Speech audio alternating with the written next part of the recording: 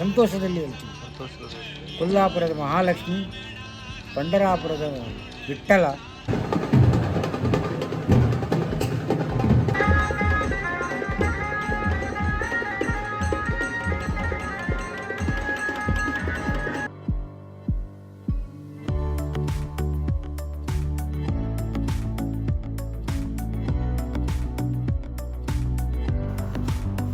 ನಮಸ್ಕಾರ.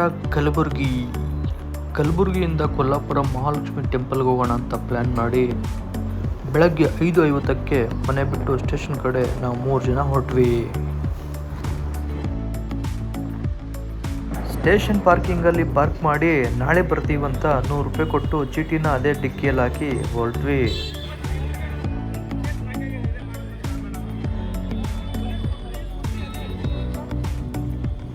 ಅಲ್ಲಿಂದ 3 ಜನ ಟಿಕೆಟ್ ತಗೊಂಡು ಟ್ರೈನ್ ಬಂದಿತ್ತು. ಎಲ್ಲ ಟ್ರೈನಲ್ಲಿ ಕುಂತ್ವಿ. ಸೀಟು ಎಲ್ರಿಗೂ ಸಿಕ್ತು. ಹಾಗೆ ಹೊರಗಡೆ ವ್ಯೂನ ಎಂಜಾಯ್ ಮಾಡಿಕೊಂಡು ಹೊರಟ್ವಿ. 7:15ಗೆಲ್ಲ ಬೋರ್ ಆಗೋಕ್ಕೆ ಶುರು ಮಾಡಿ ನಾನು ತಂದಿರೋ SL ಭೈರಪ್ಪನವರ ಸಾಕ್ಷಿ ಕಾದಂಬರಿಯನ್ನು ಓದೋಕ್ಕೆ ಶುರು ಮಾಡಿದೆ.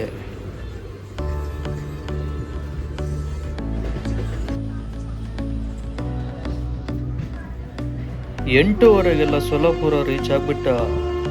ಇನ್ನೇನು ಮಾಡೋದು ಅಂತ ಎಲ್ಲರೂ ಇಲ್ಲೇ ತಿಂಡಿ ತಿನ್ನೋಣ ಅಂತ ತಿಂಡಿ ತಿಂದ್ವಿ.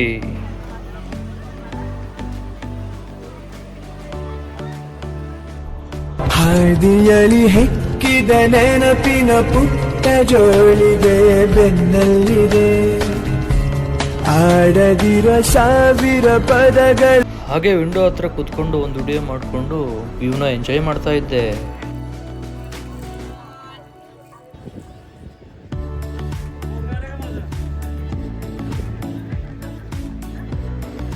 ಹಾಗೆ ಜರ್ನಿ ಮಾಡ್ತಾ ಮಾಡ್ತಾ ಟೈಮ್ ಹೋಗಿದ್ದೇ ಗೊತ್ತಾಗಲಿಲ್ಲ. ಸುಮಾರು ಸ್ಟೇಷನ್ಗಳು ಬಂದವು ಹಾಗೆ ಹೋದ್ವು. ಕೊನೆಗೆ ನಾವು ತಲುಪಬೇಕಾದ ಸ್ಟೇಷನ್ ಬಂದೇ ಬಿಡ್ತು, ಕೊಲ್ಲಾಪುರ. ಟೈಮ್ ಆಗ 2:30 ಆಗಿತ್ತು. ಅಲ್ಲಿಂದ ಆಟೋ ಹಿಡ್ಕೊಂಡು ಬಸ್ ಸ್ಟ್ಯಾಂಡ್ ಕಡೆಗೆ ಹೊರಟ್ವಿ.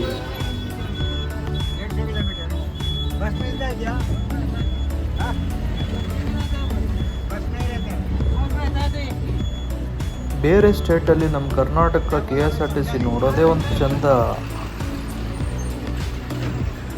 ಅಲ್ಲಿಂದ ಸೀದಾ ಕೊಲ್ಲಾಪುರ ಮಹಾಲಕ್ಷ್ಮಿ ಟೆಂಪಲ್ಗೆ ಬಂದು ರೂಮ್ ಮಾಡಿ ಫ್ರೆಶ್ ಅಪ್ ಆಗಿ ದರ್ಶನಕ್ಕಂತ ಕ್ಯೂವಲ್ಲಿ ನಿಂತ್ಕೊಂಡ್ವಿ. ಇದೇ ನೋಡಿ ಕೊಲ್ಲಾಪುರ ಮಹಾಲಕ್ಷ್ಮಿ ಟೆಂಪಲ್ ಶಿಖರ. ಒಳಗಡೆ ಕ್ಯಾಮ್ರಾ ಅಲೋ ಮಾಡಲ್ಲ.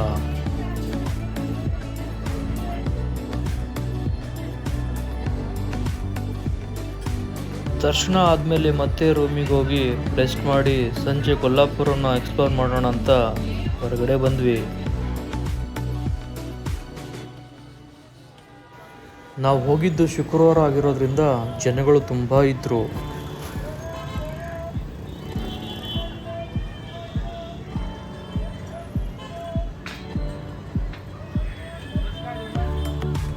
ಕೊಲ್ಲಾಪುರ ಸಿಟಿನೆಲ್ಲ ಎಕ್ಸ್ಪ್ಲೋರ್ ಮಾಡಿ ಮತ್ತೆ ದೇವಸ್ಥಾನ ಹತ್ರ ಬಂದು ನೋಡಿದ್ರೆ ಛತ್ರಪತಿ ಶಿವಾಜಿ ಮಹಾರಾಜರದ ಪುಣ್ಯತಿಥಿ ಇತ್ತು.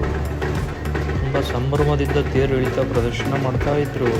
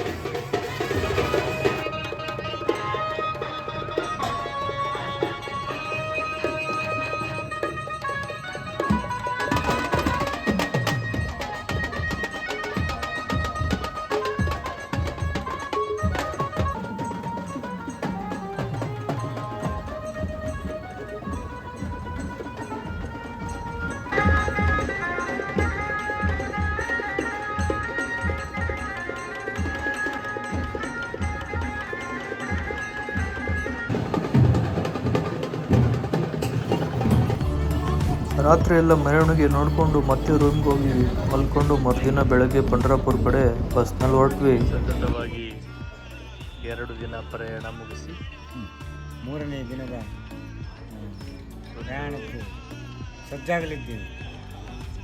ವಾಪಸ್ಸು ಮನೆಗೆ ಹೋಗ್ತಾ ಇದ್ದೀವಿ. So this is the Pandharpur railway station. ಇಲ್ಲಿ ಮಿಸ್ಟರ್ ರಾವ್ ಮಂಗಳೂರು ನಮ್ಮ ಜೊತೆಲಿದ್ದಾರೆ. ಸರ್, ಹೇಗಿತ್ತು 2 ದಿನ ಪ್ರವಾಸ?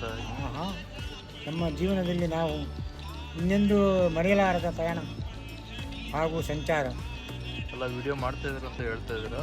ಇಲ್ಲ. ಮನಸ್ಸಿನ ಭಾವ ಇದೆ. ಸಂತೋಷದಲ್ಲಿ ಹೇಳ್ತೀನಿ.